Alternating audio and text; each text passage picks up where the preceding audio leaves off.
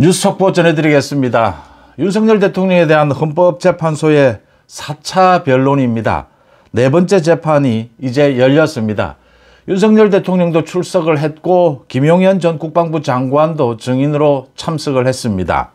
윤 대통령과 김용현 전 장관 사이에 이 비상계엄을 두고 포고령을 비롯해서 이 말이 엇갈리는 부분, 이게 어떻게 해명이 되느냐라는 부분을 한번 지켜볼 필요가 있습니다.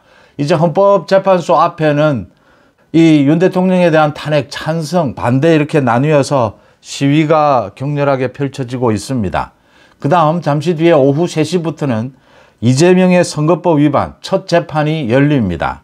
이 첫 재판에서도 이재명의 재판, 이 집중심리를 하는데 일주일에 몇 번씩 재판이 열릴 것인가, 이재명이 재판 지연을 노리고 또 증인 7명 이상을 채택을 해달라고 신청을 했고 1심에서 유죄 판결을 받은 허위사실 유포입니다.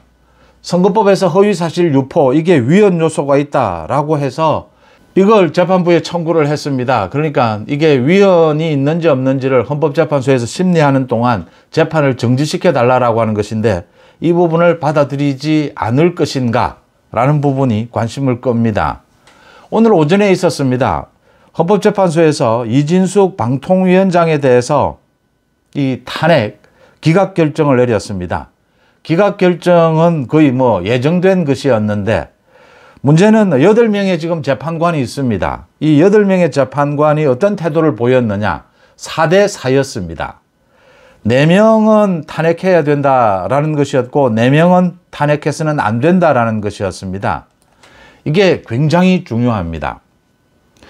윤 대통령의 탄핵 심리를 앞두고도 이 헌법재판소 재판관들의 성향을 놓고 보수냐, 중도냐, 진보냐 이렇게 나누는 것들이 있었습니다. 그런 것들은 그냥 짐작할 뿐입니다.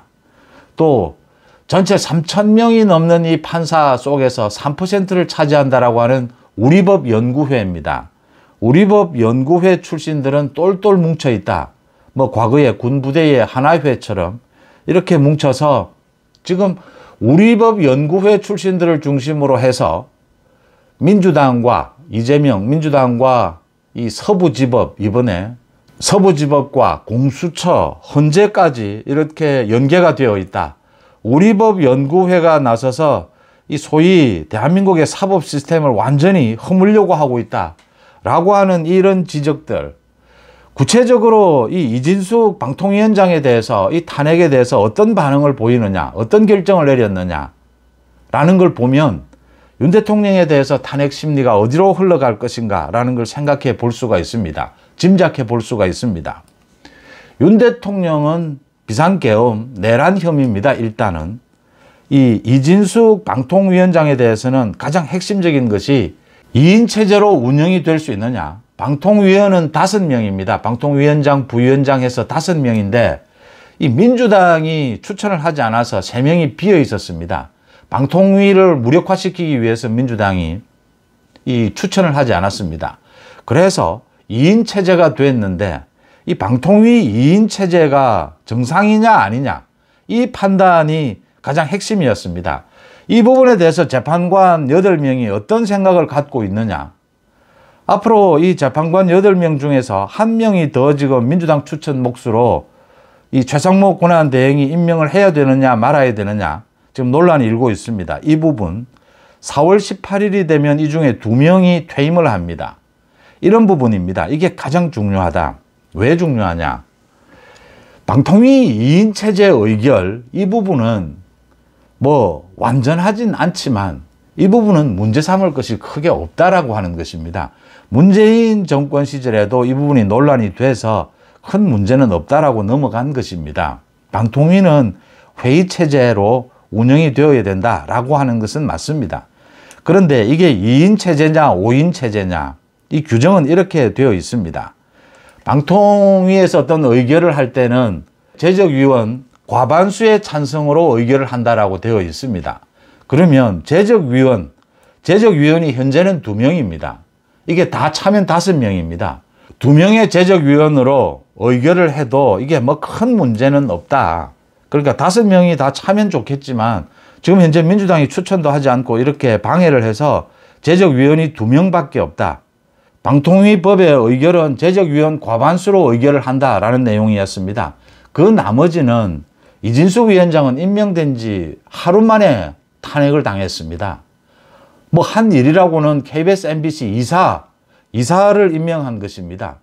이걸 방통위 2인 체제로 의결을 했다. 이게 문제였습니다. 그래서 지금 현재의 헌법재판관 8인 체제가 구축이 됐습니다. 처음으로 의결한 것입니다. 방통위 의결은 6인의 찬성이 있어야 합니다. 어느 쪽이든 8명 가운데든 9명이든 뭐 6인, 6명이 찬성을 해야 합니다. 방통위 2인 체제 의결은 그냥 법리 그대로 해석을 하면 아무 문제 없는 겁니다. 방통위에 대해서 이렇게 방통위를 무력화시키려고 하는 민주당에 여기에 찬성하지 않는 이상 법 규정에 따르면 2인 체제도 문제가 없다라고 하는 것입니다.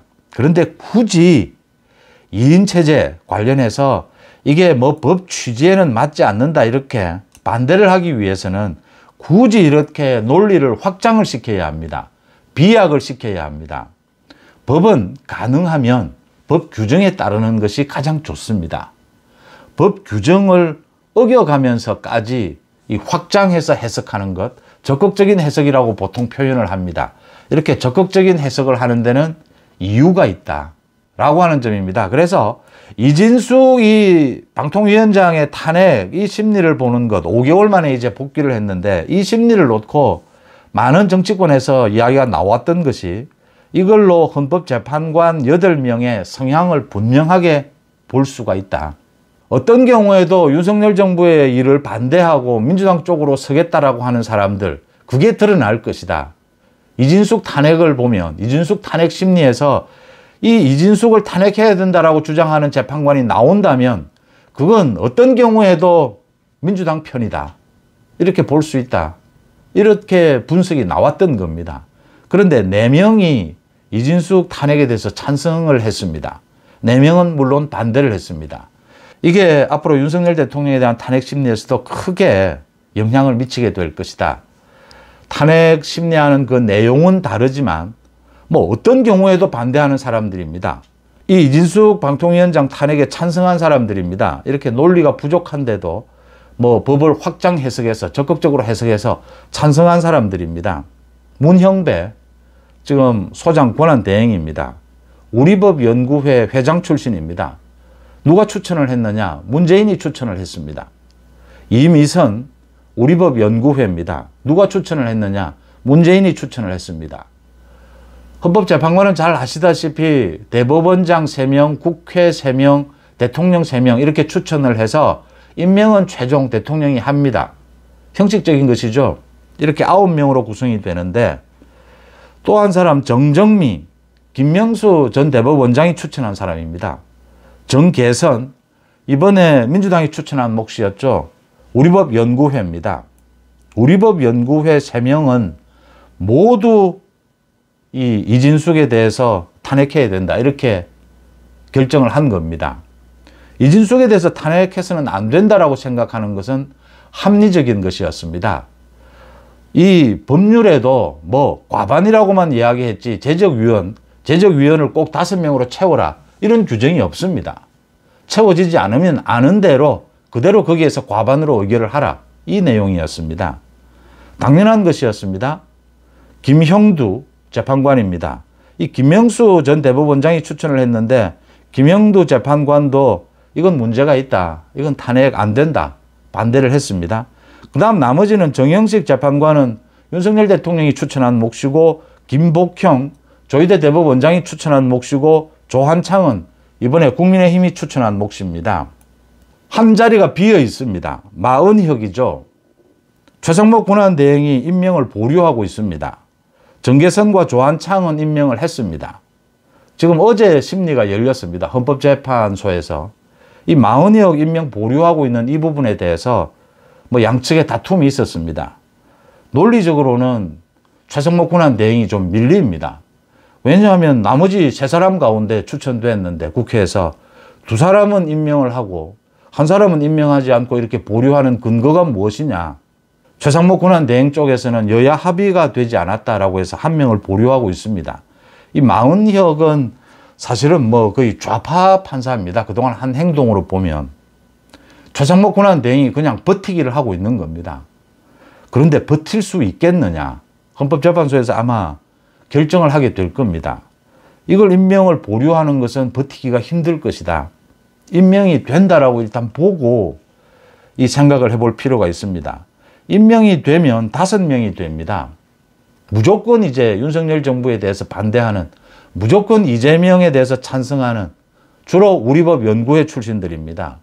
이게 한 사람 더 늘어난다라고 하는 것입니다. 이진숙이 탄핵에 대해서 반대를 한 이 4사람, 이 4사람 가운데 1명만 이탈을 하게 되면 뭐 6명이 되는 셈입니다. 윤석열 대통령의 탄핵 심리도 굉장히 위험해진다라는 이 재판관들의 성향으로도 충분히 분석을 해볼 수가 있습니다. 여기에 이제 변수가 있습니다. 4월 18일에 퇴임을 하는 2사람이 있습니다. 이 2사람이 문형배, 이미선입니다. 모두 우리법 연구회 출신들입니다.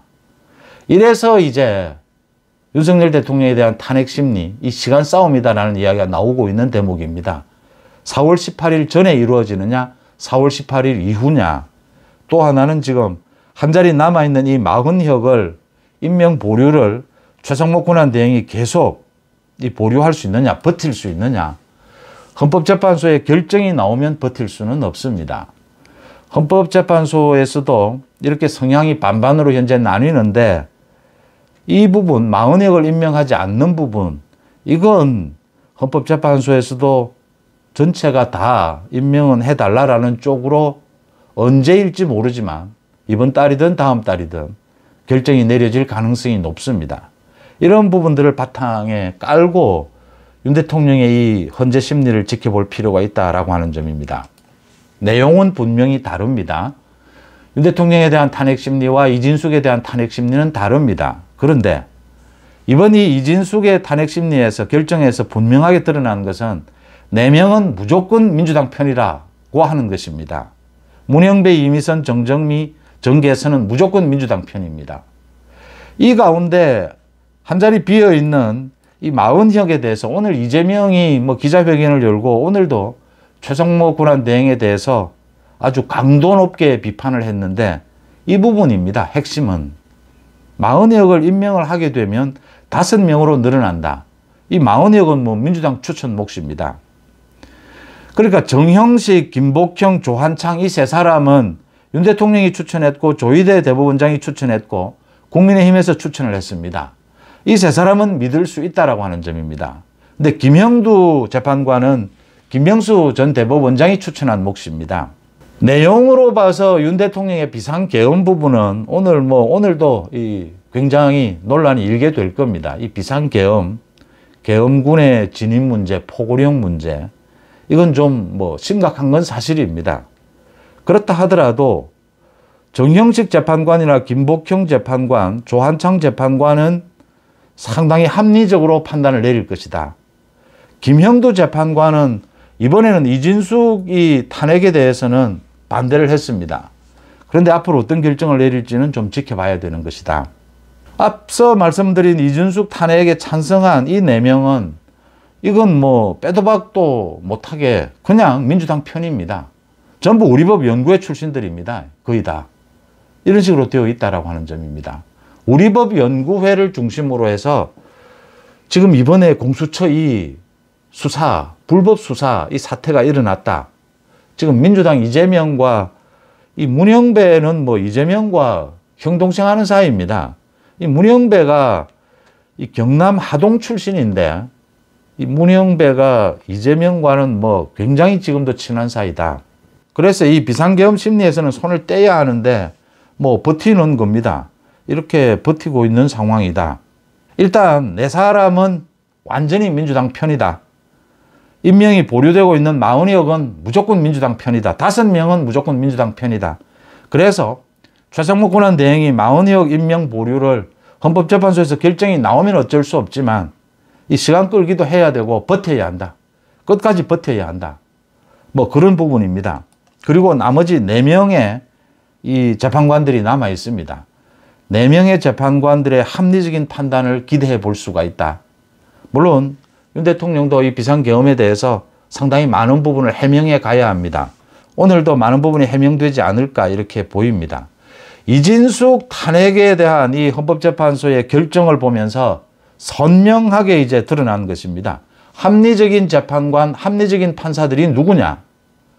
완전히 이건 비정상적으로 민주당 편을 드는 이런 판사들, 재판관들이 분명히 있다라고 하는 점입니다. 이게 지금 우리나라 사법 시스템이 허물어지고 있다. 법원까지 허물어지고 있다. 헌재까지 허물어지고 있다. 이번 서부지법의 그 영장 발부라든지 이 공수처와 짬짬이가 되는 부분들, 민주당과 짬짬이가 되는 부분들, 여기에 지금 국민들이 분노하고 있는 것입니다. 오늘 헌법재판소의 심리 어떻게 진행이 되느냐, 또 이재명의 선거법 위반 재판에서 어떤 결정이 나오느냐 지켜본 뒤에 다시 찾아뵙겠습니다. 송재TV 마칩니다. 고맙습니다.